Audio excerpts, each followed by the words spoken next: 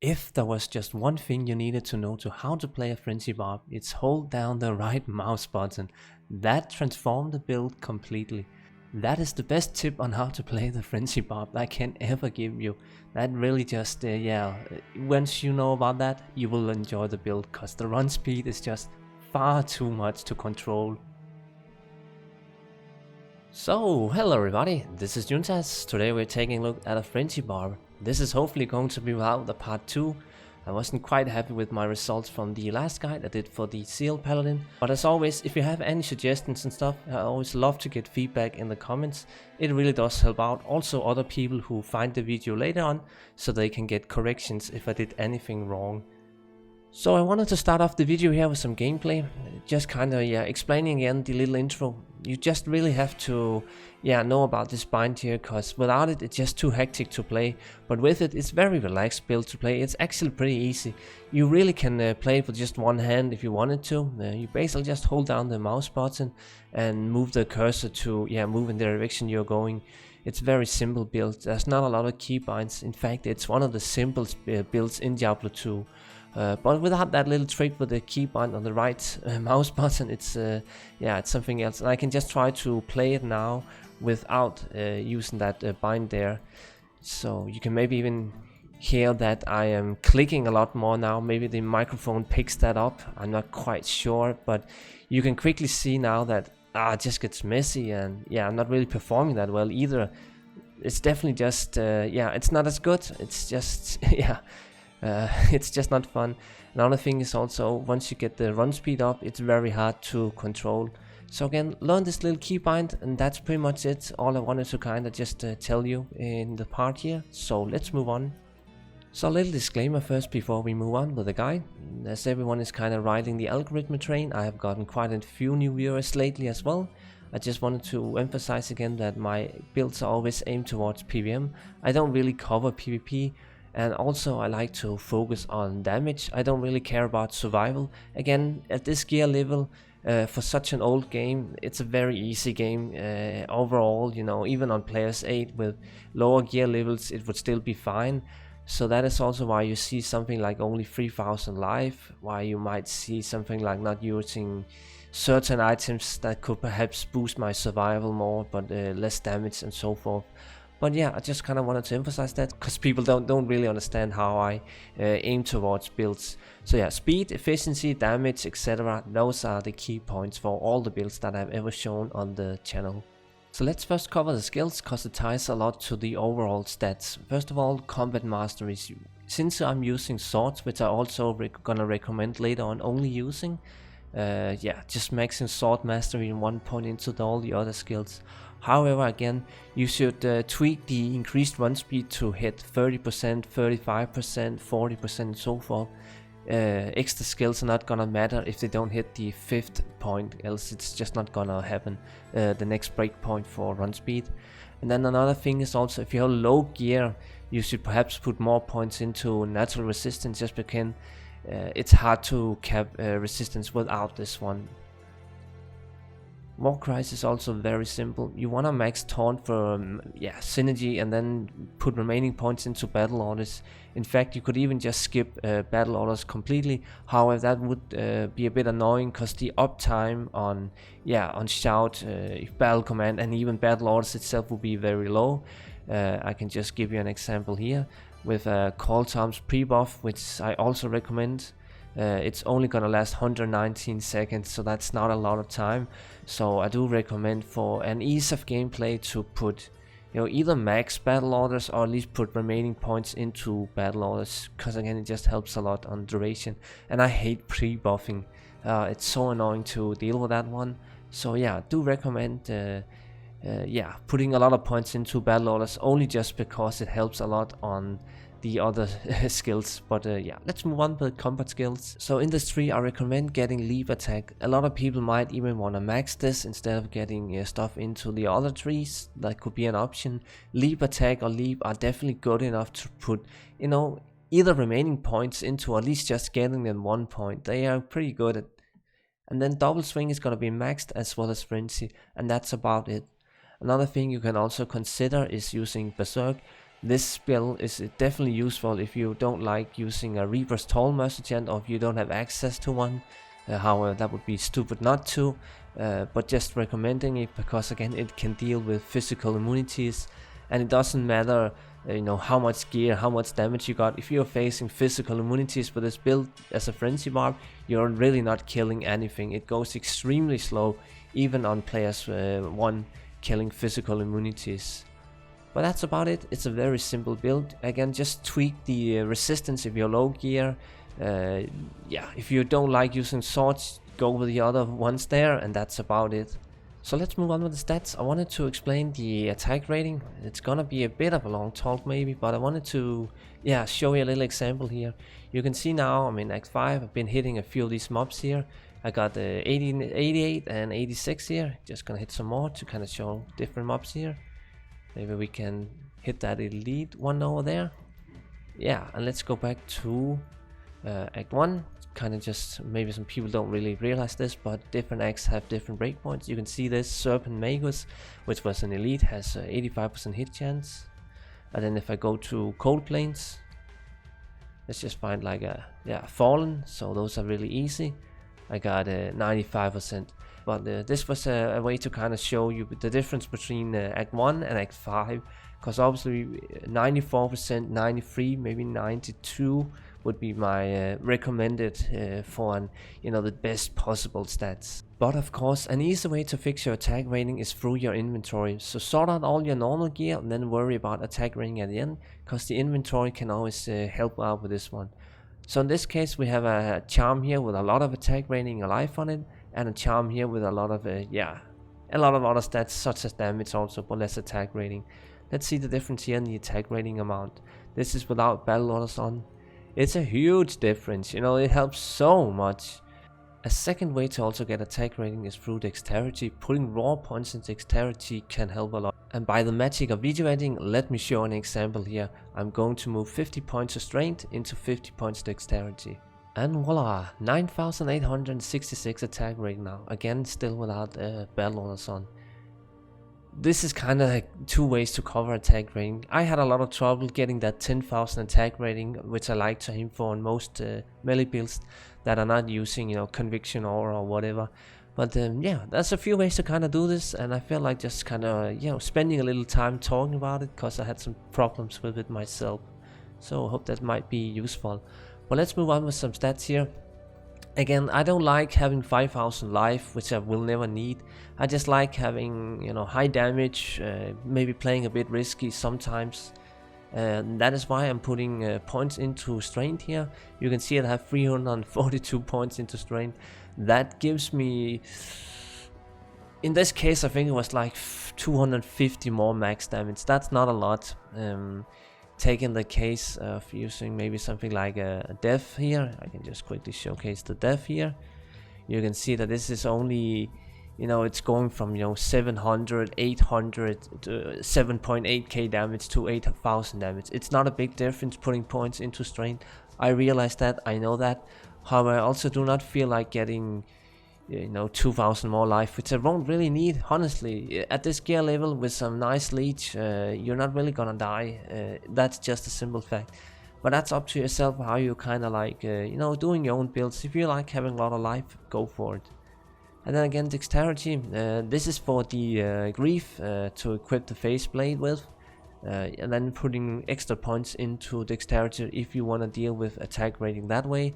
I just like doing that because again that means that I can use these grand jumps here with damage on them, which again just boosts my damage even further. Thus bringing points or a lot of points into dexterity is pretty good for my case. And then just remaining points or however you want to spend it on vitality. Another thing you could also do if you really don't need, you don't care about strength, you don't care about attack rating through dexterity, you don't even care about life, you could actually put some points into energy just to make your teleport setup a little bit better. In case of the teleport, it would be something like using maybe some faster cast rate ring like these ones. They are pretty good for a barb. And then of course using a spirit shield, wizard spike, maybe with a sewer rune in it for more mana, and then even something like Trangules or Mage Beast gloves. There's a few ways to kind of do that one. Having a teleport setup would just means that you can utilize Enigma a lot better for general PvM play or maybe even PvP. But yeah, I'm a fan of Enigma for PvM, so that's why I always kind of want to talk a little about it. But for this video I will just demonstrate using Fortitude. But that's it for the stats. And so with the stats and the build out of the way, I wanted to cover the Merc gen really fast. It's just a standard reverse toggle setup. But for those who maybe not know about this build, it's basically the best single target damage build that you can get on an Act 2 Merc. It's extremely highly powerful, and the most important thing is also that it breaks physical immunities, something that the build simply cannot deal with in an efficient way. So yeah, this setup is...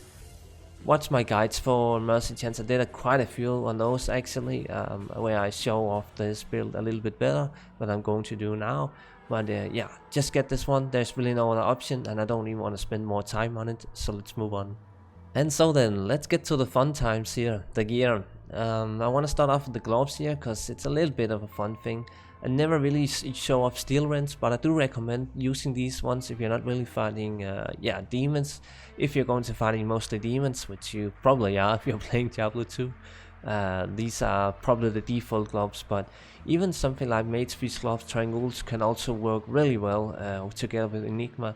But steel rents would be a great option as well if you are into these gloves. I don't really show them in a lot of builds, but I wanted to kind of just recommend them now.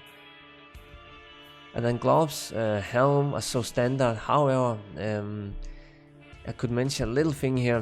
The debate with the socket is pretty hard. Since I'm not gonna use a Raven Frost ring on this build, I kind of just would have liked to get that frozen immunity.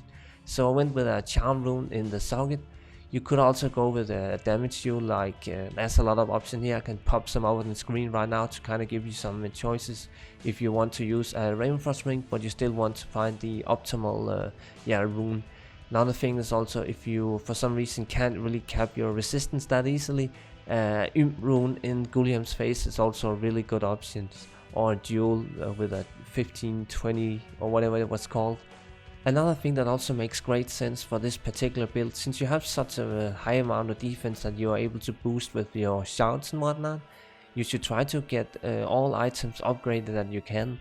So that means I'm using the upgraded Gore Riders, I'm using an upgraded String of Ears. Those just gives you more defense, but I like that because it gets boosted a lot by shout, or whatever it was called. Yeah, there I go, shout. But yeah, there's not much more to kind of say about the standard items, so let's move on some more harder ones here.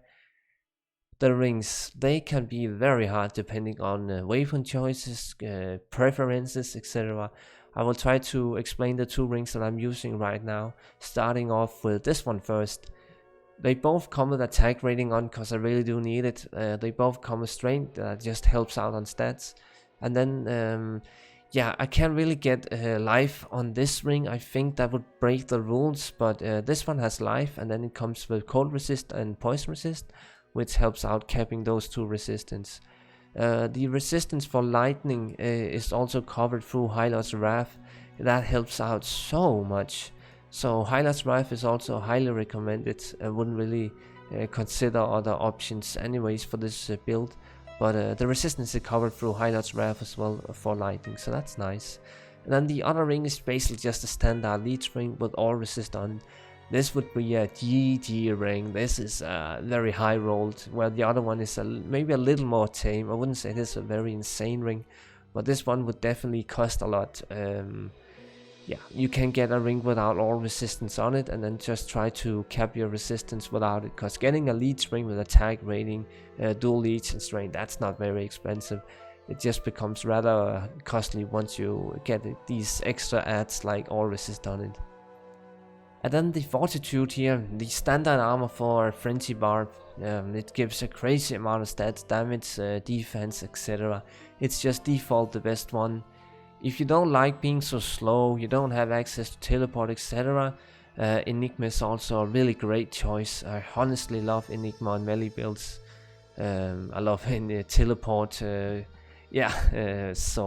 you can consider that. But if you're going to use Enigma, You obviously also have to kind of do something about your faster cast rate, do something about your mana pool, and that is why on Switch I suggest using Spirit Shield and Wizard Spike instead of the Call to Arms for buffing yourself even greater with your shouts and commands and whatnot. If you don't like using Enigma, just roll with Call to Arms, or even the bow spears, which you can also use, which I can throw up on the screen right now, if you don't want to use 2 Call to Arms. Then lastly, the weapons. As I did a video recently where I talked about why Grief is the best weapon in Diablo 2. Maybe a bit clickbaity title, but it basically they are the best weapons you can get in Diablo 2. They outshine so many other weapon choices. The only more like outstanding performance weapon would be something like an Infinity or a Reaper's Toll. This freaking weapon here is just so overpowered. It should never really have been made, because by default it makes 98% of all other choices useless. Even death here is not really great, even compared to Grief. But again, I will just show the difference here. Obviously, again, Grief has hidden stats, etc, etc. There's so much going on with Grief, but it's just better. I did a video on it recently. Feel free to check that one out. I will try to leave it in the description below if I remember it. But that's about it. Death is another option. You should definitely consider it. A cool thing with Death would also mean that you don't need a leech ring then, because you already get a lifesteal from the belt. So that's a cool thing with it, but even with its crazy stats, I wouldn't really recommend it. Even for doing like Uras, where Crushing Blow would maybe be better. But again, it's also up to personal preferences, because it's not a huge difference. But Grief, dual wield, it's just best. It just is. At least for general gameplay where there is nothing weird going on, like only maybe doing bosses on players 8 or something like that. And so for the end of the video, I wanted to do a Chaos run. I'm pretty hyped for this one because I haven't really tested it out. This is going to be on player 3. If I'm able to do a Chaos run in 5 minutes, I would think that would be a great success. The fastest builds can do a Chaos run in about 2.5 minutes on players 1. But yeah, let's try this one on players 8 with a 5 minutes aim. I also wanted to show off a fun little thing here. You know that pre-buff gear is always pretty handy, but just how much does it matter? You can see now that I have 2,813 life and 11,717 defense. So just remember those stats, and yeah, let's just test this one out. So again, it's not a huge difference, and you save some wealth, some time, worries, whatever, not getting pre-buff gear. But it helps out a little bit. But enough for that. Let's try to do this one. I might edit it out a little bit so it's not 5 minutes long to watch. But yeah, I'm pretty excited for this one. So let's try it out. And again, it's on players 8. One practice run before, which didn't really go that well. But yeah, rip that. I hope I can get around 5 minutes. That's at least the aim. As always, I try not to skip too much. I like clearing out all the areas as a normal run. You know, if you were doing a normal Chaos run for leveling or whatever, you would also not skip a lot. And that's kind of my aim when I try to do these speed runs here. But 5 minutes on players 8, no matter whatever build you're making, that is a high aim. But we will try to do a 5 minute players 8 run here and just see where it takes us. So a pack here, just how fast does it go down? Very fast, like 10-shotted. Oh, it's so nice to see. It has a very good damage. The AoE is just really shit, but that's about it. Another thing is also the survival is very good. Lord Disease is still gonna be a huge problem. You really just cannot run into it safely on any builds, I suppose. But yeah, as long as you are smart with your gameplay, it's not really doable to die ever.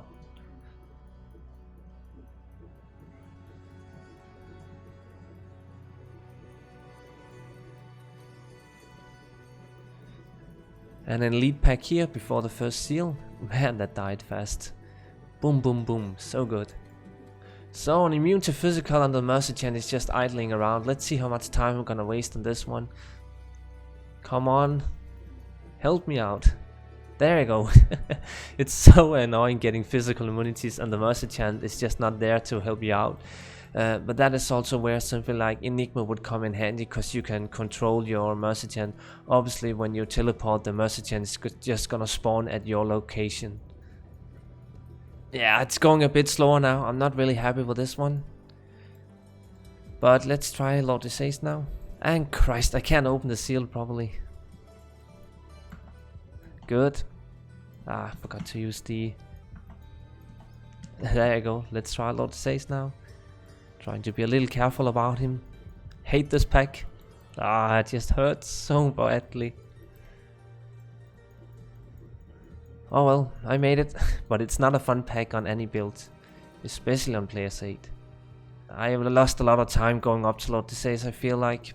But let's try to at least make it 6 minutes maybe. Just annoying it with a physical immunity again that I waited a long time on to be broken. And it's still not broken. Where's the Merc? He's not even here. He's not even available. My god. I hate him. But yeah, you can see here physical immunity is just gonna ruin any speed runs if the Merc is not there to help you out. And I'm simply just gonna have to back to town to get him to respawn. That's just silly. But yeah, as soon as it's broken, it goes so much faster. This is even with stone skin on. But yeah, it's a bit unfortunate I had some unlock there. I'm also going up to Lord Disease. Still gonna try to clear most mobs, but I might need to go for the Infector now.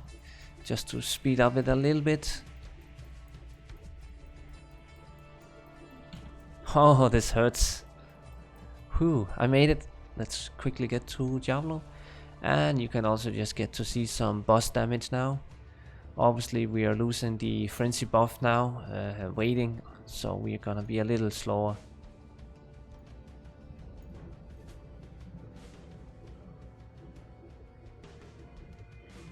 And the frenzy is up, starting to attack a lot faster now.